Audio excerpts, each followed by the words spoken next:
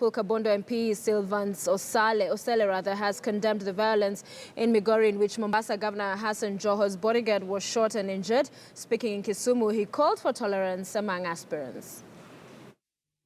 Net is a member of parliament inviting his friends for a party. That is the background that I have. He can invite anybody, including personally, Osele, as a fellow member of parliament. But if you are invited and you happen to know that you are visiting another person's government, then it would have been courteous enough for our governor 001 to also inform the governor of Migori of his intended visit to that county. I think that is proper public relations insofar as administration of public affairs is concerned. I may not establish whether that one happened or not, because now it is speculation who is saying this and who is saying this.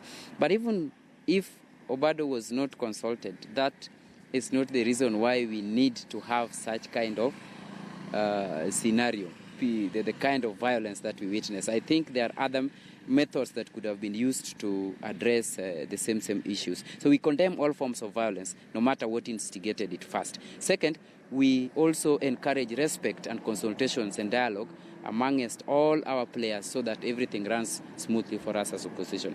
Governor 001, that's Hassan Joho, has claimed that there was an assassination attempt on his life. Yes. What do you say about it?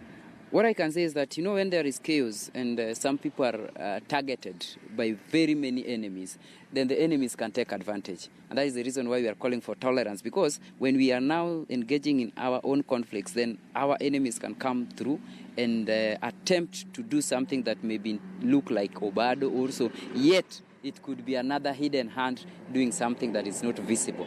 So even if you talk of assassination attempt, okay, the bullet went through Joho's car. And what do you call when such a thing happens? It is you are actually targeted. But what we cannot answer is by who. Let's stay with the Migori chaos, and joining me in studio this afternoon